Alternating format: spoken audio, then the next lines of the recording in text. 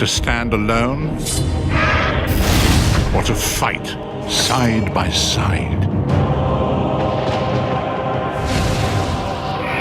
against the encroaching forces of oblivion. Another build video in Elder Scrolls Online. This time it's going to be on the Magicka Nightblade. A couple things I'd like to start out by saying here. If you're thinking about making a Magicka DPS and you're choosing between something like a Sork or this, as it stands right now, unless you have an extremely coordinated group, I think the Sork is solo going to push out a little bit more, and is a little easier, also an easier rotation in my opinion. The rotation for this setup and for the Magicka Nightblade isn't easy. Probably actually the hardest rotation I've done out of all of the DPS characters I've played so far, but that's excluding people like the Magicka DK and Magicka Warden. But other than that, all the other stamina rotations and everything, this one has been the hardest. It's difficult to learn, I would say, but once you know it and you can replicate it, it's pretty consistent. The problem is the light attack weaving, which we'll go into later, is very important for this because, as you can see, let's pull it up.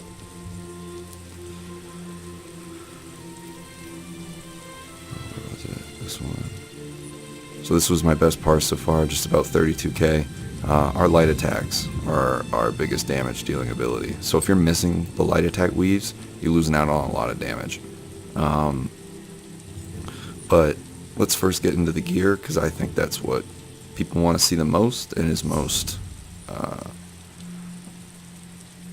not necessarily important, but helps people in the right direction to start. So a couple different options.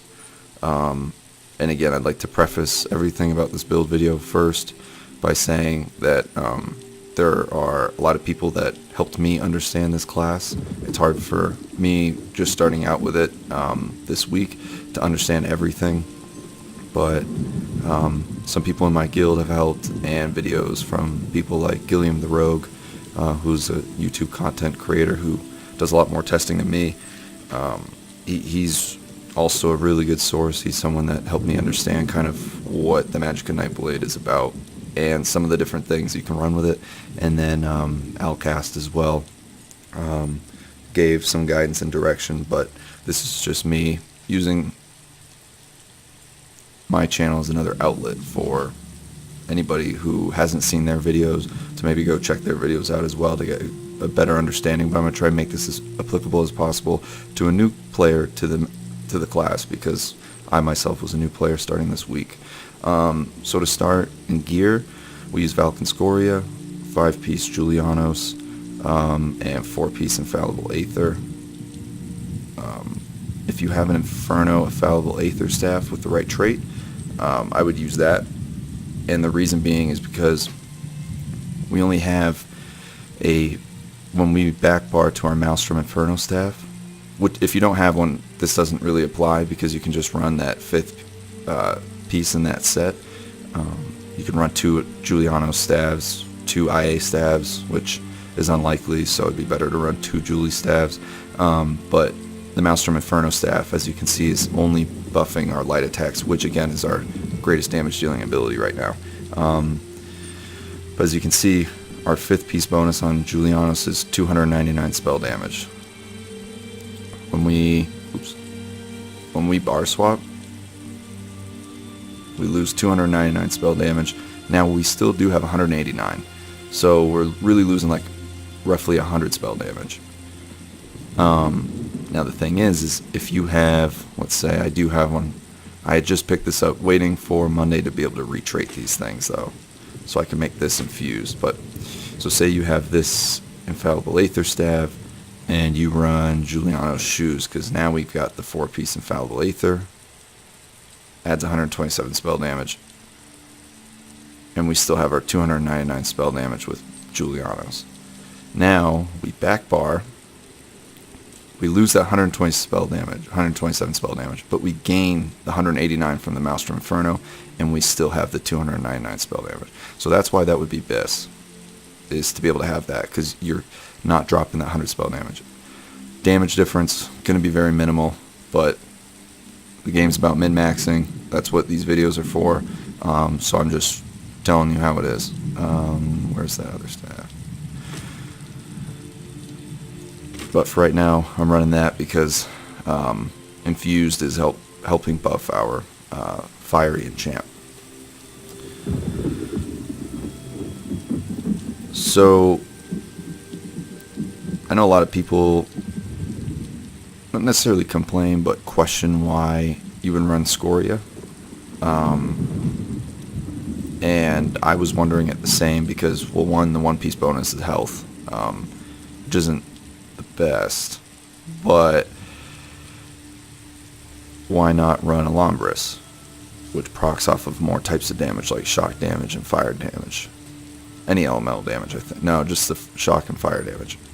So why not run that since, you know, we could be dealing those types of damage? Well, we're not. We're not dealing any shock damage. So Scoria is actually having more uptime. And the reason being is because we're not using what most people do with Magicka classes now is the 75 and Thaumaturge with the off balance and using maybe a shock enchant on this for each light attack.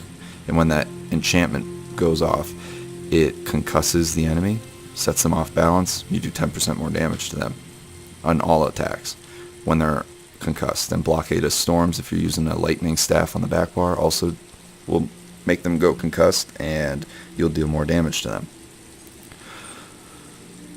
The way this is set up right now is it's actually all fire damage, not a single, no shock damage at all. So we're using Blockade of Fire, which does more damage. The only problem is it doesn't have that utility, that group utility of off balance. Reason being is because the likelihood of you running into a group with all Nightblades running the same exact setup is very unlikely. And if it is, you can swap. And that's why I'm saying that for Magicka classes, this class has a lot of potential, but can also be kind of handicapped a little bit in trials if you're not with a coordinated group. If you're with a group that has a lot of Magicka classes like Sorks, who are definitely running Blockade of Storms and Shock Enchants, most likely, and they're setting the boss off balance. For the Nightblades, this works fine because you don't have to worry about setting them off balance as well, because you're still getting that damage buff to them since it's 10% more. Well, you won't if you have this setup specifically, just because the way we set it up is we don't do the 75 and Thaumaturge. We do a little bit because, you know, we want Blockade of Storms to do well and our dots like Twisting Path, but we more want to get that direct damage, that single target damage. And for Nightblades right now, from my testing, this optimizes it fairly well. I know some people on other channels are able to pull ridiculous numbers, like 39k, but 32k is reasonable with this setup.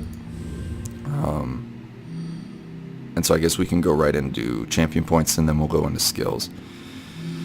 So we run 43 Elfborn, 49 Elemental Expert, and 51 Spell Erosion. When you get into the trial, you're going to want to figure out how much spell penetration you have. This is like really, really, really close if I'm getting all debuffs in a trial. This is like a little close, maybe over penetrating. So you'd want to drop maybe a couple out of here, depending on what sets your tank is running. If they're running Alkosh, if they're using Infused Crusher Enchants, which they probably are and should be, you're going to want to figure that out so you can reach there. You're getting 4,012 here.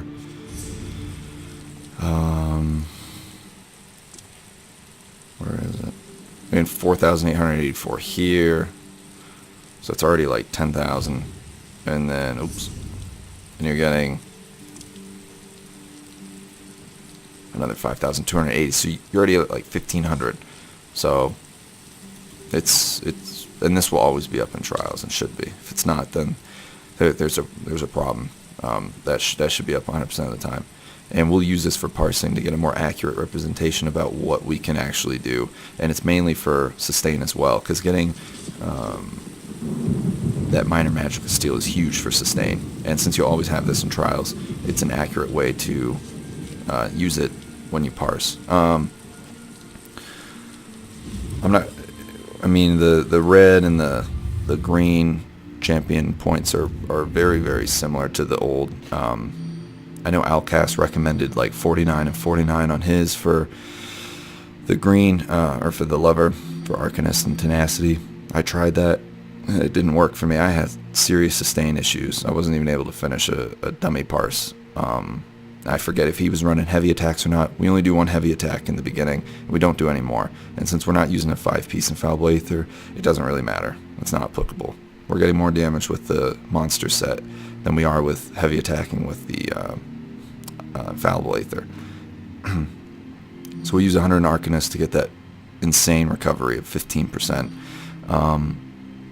And then that should actually be brought down a little bit since champion points round down. So if it's at 10.99, it will get rounded down to 10. It won't round up to 11. So I either want to get one more point in here, or I want to drop it quite a few points. But what I'll probably do is put one more point into here and take it from something like that. But these need some more attention to detail at the moment. And then red is pretty much the same. Spell Shield, Ironclad. These are very situational depending on the trial. Elemental Defender for VAA and things like that should be boosted up along with Spell Shield and whatnot. And then blue, as we went over, 28 in Thaumaturge, right at 12.08%, so we're at 12% extra damage over time. This is why our direct attacks are dealing so much damage, is because we're using Master at Arms and Staff Expert. So light and heavy attacks are doing insane damage right now, as you can see. And then we already went over this. So skills. So we use Blockade of Fire. Or Wall of Elements, I think it's called, or Blockade of Elements, something like that. So for the way I'm running this build, this one is the one that we want to use. You also have Crippling Grasp, Twisting Path, Impale, and Inner Light. We have Inner Light slotted again just so we get more magic. Soul Harvest as our ult, so every time we kill an enemy on the back bar, we're going to be getting more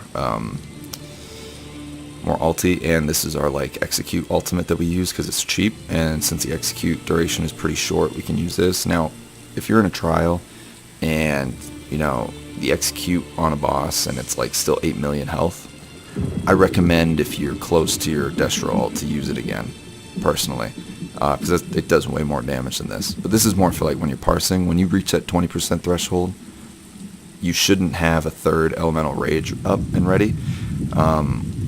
So I would just use Soul Harvest and continue to use your main execute here, which is Impale. It does an insane amount of damage and is real cheap.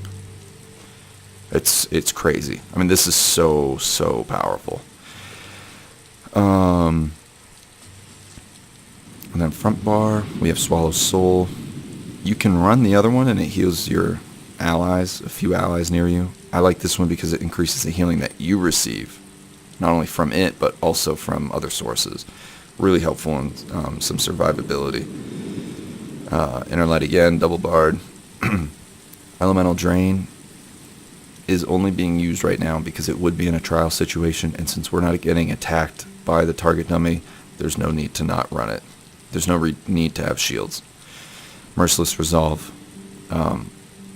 This is also an awesome ability for us to use because it turns into Assassin's Will after 5 light attacks, and you'll see here 1, 2, 3, 4, 5. Oh, I have to apply it first. That would help. 1, 2, 3, 4, 5. Alright, it just turned into Assassin's Will. Shoot it, and then you can do it again. 2, 3, 4, 5. One more time. So with that, what we're going to want to do is we're going to want to be able to shoot that Assassin's Will off 2 times per rotation. So if you're quick enough with it, you'll be able to swap through it and be able to apply it multiple times. Should be 2 times per rotation, especially parsing in trial, in dungeons. Might be a little different due to CCs and whatnot. It'll throw you off, but you just want to run back through and reapply your Merciless Resolve if it goes off, and your buffs and whatnot.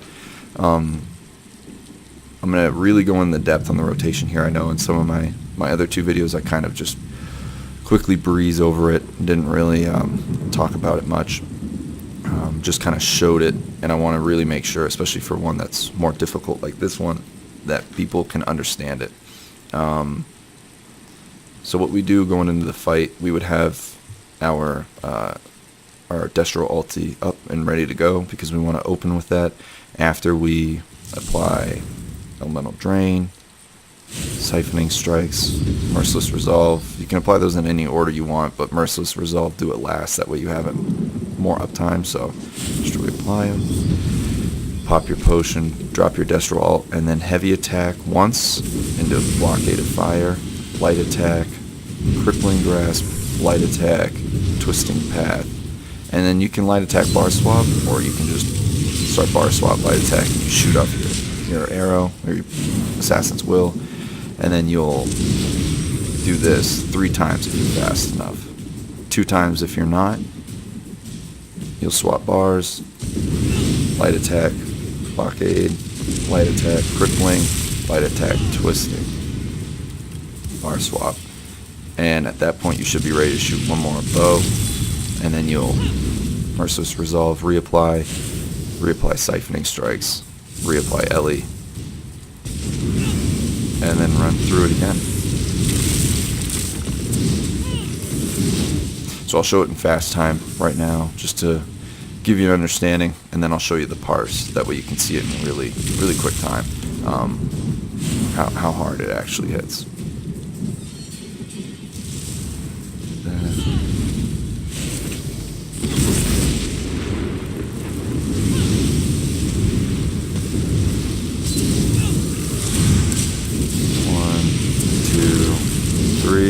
And we keep 100% uptime on blockade. We can shoot our bow again.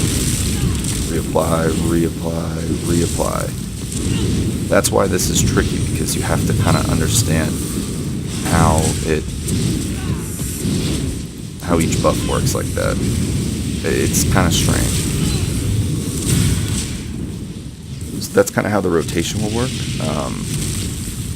And if you can keep that up and get all those light attacks in there, you'll be able to definitely be put out the same amount of damage. Now, try and watch that, and I just really, because me watching other people do these rotations and trying to figure out how to best do it myself, really difficult trying to understand how to do it and when to apply buffs and whatnot. So I want to make this as easy as possible. You want 100% uptime, obviously, but when do you reapply them? How I started was I was doing this, so I was doing this. So I'd get Merciless Resolve, and just in case I would just reapply my buffs here, but I wasn't able to spam Swallow Soul and light attack at all. And that thing deals some damage. Look at it. When it's critting, I mean, with the light attack and the Swallow Soul, which is like pretty much 1 attack, it's like 18k right there. And you've got your dots on as well, so that's where we're getting a lot of this damage. So if you're not able to hit that, you have to maximize and only reapply buffs when they almost run out. That way, more of your time fighting and parsing you're spending with actually doing damage, as opposed to reapplying all the time, because those are attacks that you could be doing, and that's DPS. So yeah, again, it's going to be light attack, blockade, light attack, crippling, light attack, twisting, bar swap. If you have to, and Merciless Resolve isn't ready, I recommend having Surrender or a buff tracker of some sort to see when it's ready. You can look down below at the ability here on the bar, but it's sometimes a little more difficult to see, and it's nice to have the little number counter to know how many more light attacks you have to do. So when you bar swap, you'll just light attack, crippling, or light attack Swallow Soul, and keep doing that until it's ready. Shoot it, and depending on how many light attacks you had to do on that front bar, will determine how many more Swallow Soul light attacks you can do before you got to reapply blockade fire. You want to make sure that thing has 100% uptime if you can. If you miss like a half a second on it on one rotation, that's okay. Just make sure that you're constantly reapplying those dots, because they're doing a lot of damage. I'm trying to think before I show the parse. I think that's pretty much it.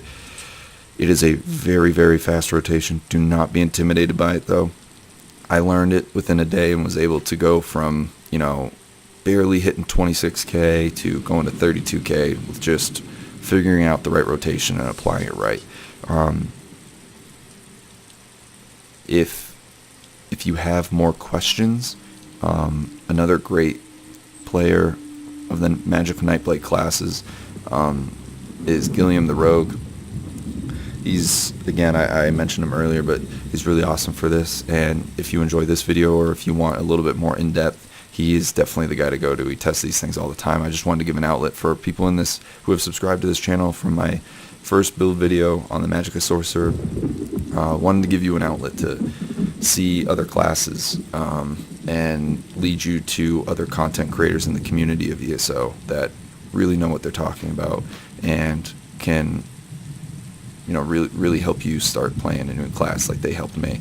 And what this video is trying to say is it's doable to learn a class in a week and be able to pull high numbers if you're able to get pretty close gear and learn the rotation. And the rotation's the biggest thing.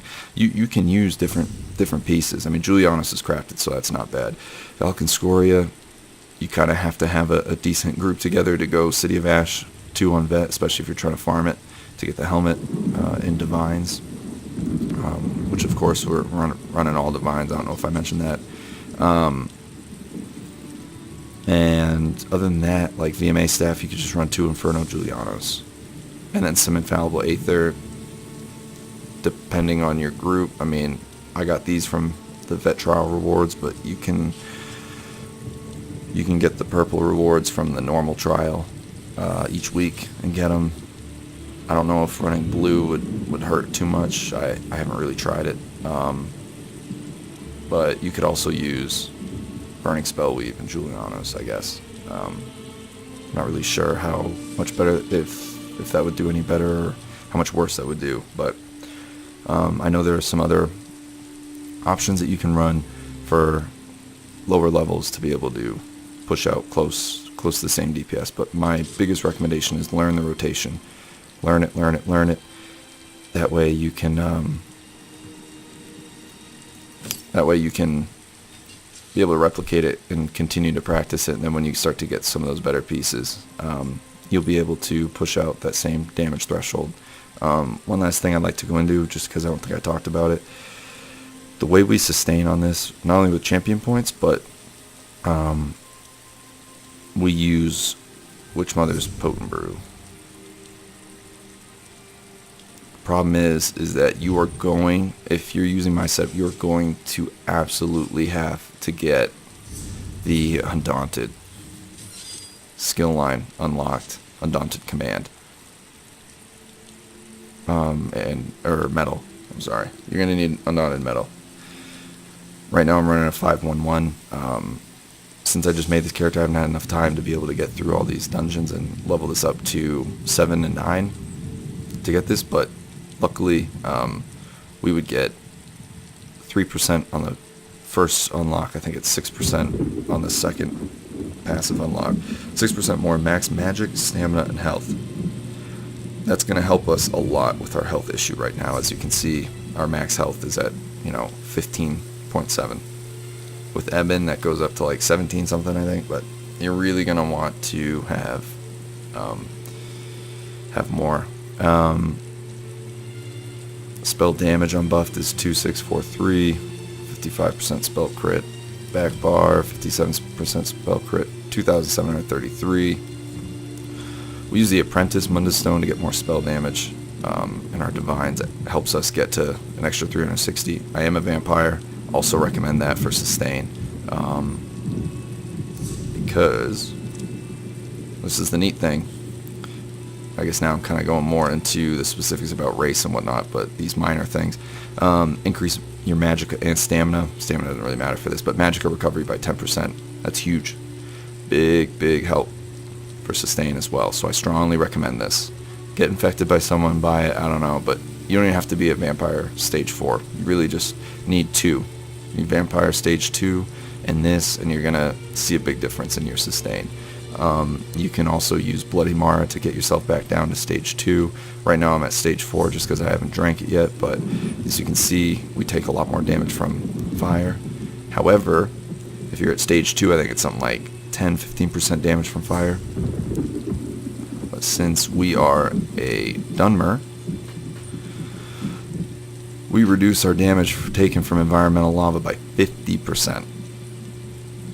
So fire damage does 50% less damage to us. It's pretty good for this. You also get increased max magic by 6%. You can use high elf, but with this fire mitigation, and then since we're running a straight flame build, getting increased flame damage by 7% is huge for us. So this is the race to go with this dark elf for this. If you've already made one and it's a high elf, it's fine. You can stick with it. It'll work. Just saying. So we're not doing as much shock damage, and we're not getting buffed up from that. You're going to want dark elf's going to pull out a little bit more DPS in that regard, and it helps mitigate your vampirism side effects. And since we run the 511, we put all of our passes we can into these heavy pieces as well, increasing, we restore 108 magic and stamina when we take damage for each piece of heavy armor. Since we only have one, it's 108. It's still something. We increase our max health by 2% since we have one piece, and physical and spell resistance increased by 362. Again, it's very little, but it's something. Obviously all these passes, assassination, you want all these. Getting more critical damage, we get minor savagery, increasing weapon critical rating by 657 when we do critical damage. Since we're always pretty much critting, that's going to always be up. So it's pretty sweet. Increases weapon and spell critical rate by 438 for each assassin ability slot, and we have one on each bar, I believe. Oh, 2 on the back bar. So that goes up to 878, 876. Yeah, so definitely want all these. These are going to be very important. Shadow, you don't have to do the last one. I don't even have Shadow all the way unlocked yet, but with the way that our rotation works, increasing its duration isn't going to matter because it has 100% uptime anyways, if you do the rotation right. So, is it a waste of a skill point? Kinda. I mean, I could unlock it and test out and see if I can not apply it as often, but I'm applying blockade every time I go to the back bar, and blockade's duration time isn't going to extend at all. So it's going to be important just to reapply everything when you swap to the back bar. Apply all your dots at the same time. Obviously all these are unlocked, and then elemental rage as well. And I believe that's pretty much it. And now I guess I'll show you the parse. Oh, one last thing, alchemy. This is going to give you some DPS boost. It's an easy skill line to unlock to 50. You can sit there and do it in like 15 minutes if you have the mats. Just go buy some scrib jelly and some other reagents like that. And I recommend getting this up to like 4 in here, and then just grinding it out so you're not wasting skill points. But I mean, if you have them, I usually go respec so I get those skill points back and just spend the 5k. But you're going to want 3 in here. When using potions, resulting effects last 30% longer. It's big. It's very important because now we get 100% uptime on our potions, which I didn't talk about. I'm almost forgetting some things for you guys. What am I doing? Where is it? Essence of spell power. You can do the essence of spell power without the spell crit. You don't need major source. You don't need major prophecy because we have inner light double barred. Reason is I already had these and I didn't want to go craft the other ones on top of these, so I'm just using these. You don't need major prophecy, and it actually, if you don't have this was weird, and I was doing some DPS testing and checking the combat metrics. If you have Inner Light Double Barred, but you don't have that medicinal use passive unlocked where your potions will last their full duration and then you can reapply them, even though you have Inner Light Double Barred, Major Prophecy is actually not going to have 100% uptime. It's like the potion's Major Prophecy takes precedence over it being slotted on your bars. We don't necessarily have it slotted because of this, because we can, if you have medicinal use, you can get Major Prophecy up 100% of the time with that passive. So we don't slot it for Major Prophecy. We slot it because we get more magic, and it's kind of a flex. There's not really anything else that we're going to use as a damage dealing ability because the way our rotation works, we don't really have time for it. But if you don't have the medicinal use all the way unlocked up to 3, and your potions aren't lasting their full duration before you can reapply them, and a little longer, you're actually going to be hurting your DPS if you're running this Major Prophecy on the Essence of Spell Power pots, which is, I know it's very weird. I don't know if that's a bug.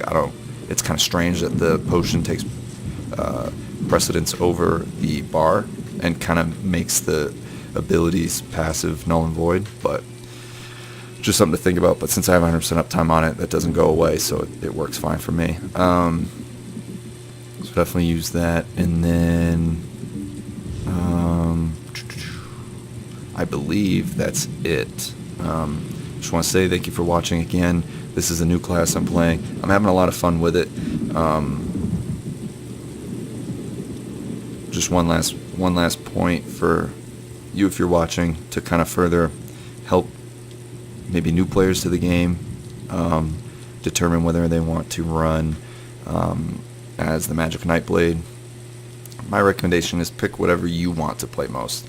I'm just saying, for solo content, the Magicka Sorcerer is still the best from my personal experience. It's the easiest to do, and if you're going into trials with somewhat of an uncoordinated group in terms of sets and abilities and running Blockade of Storms and setting targets off balance and stuff like that for each other, if they're doing that, that's good. If they're not, then you can have some problems. But the point I'd like to make is that we can hit 32k on the target dummy. My Magicka Sorcerer can hit 34.5, 35k on the target dummy. It's a 3k difference. In trials, the Magicka Sorcerer is probably still going to be hitting around 35, 40k, depending on buffs and stuff like that. With Warhorn up all the time, it'll break that 40 threshold. The thing about the Magicka Nightblade is it can do worse or it can do better. And it would require some further testing or other people to talk about it more, but the Magicka Nightblade would need a Magicka the DK in group to apply Engulfing Flames to increase the flame damage taken by the boss by 10% from all sources. That right there is going to throw the Magicka Nightblade past the Magicka Sorcerer in group. Now, if that's not there, and there aren't those kind of buffs, and you're getting CC'd and stunned, and you're having not the best trial, your DPS is going to be worse than the Magicka Sorcerer, just by the way of the rotation, and just by the way of how we need that extra damage from Engulfing Flames and stuff. That's going to make a big difference. So it's just something to make note of. If you're playing with a group and you already have other characters and you know you're with a coordinated guild or a Discord group or trial group, and you guys can kind of coordinate what DPS you're running in what trials and be competitive in that way, then yeah, definitely make the Magicka Nightblade. It's awesome. It's so much fun. It's my favorite rotation. It's the most difficult, but that's because it's my favorite because it's challenging. It gives a good challenge and it's rewarding. But if you're not with that so much of a coordinated group, I would personally recommend picking the Magicka Sorcerer. Just for solo content and stuff like that, not having to worry about necessarily proper group buffs and more intricate things and minute changes to group orientate or group setups for armor and gear and abilities and whatnot. But yeah, again, thank you for watching. I'll show you the parse right now, and I'll link the time of when the parse starts. Well, not going to really matter right now, but for anybody that didn't want to watch the full video, the parse will be there. And then again, check out some of those other YouTube content creators for more in-depth looks into the Magicka Nightblade, and a little bit more understanding of them as a class, because again, people like Gilliam the Rogue, really good Magicka Nightblade player, and really awesome for the community, some of the research he does. So highly recommend you check him out. But thanks for staying tuned, and here's the parse.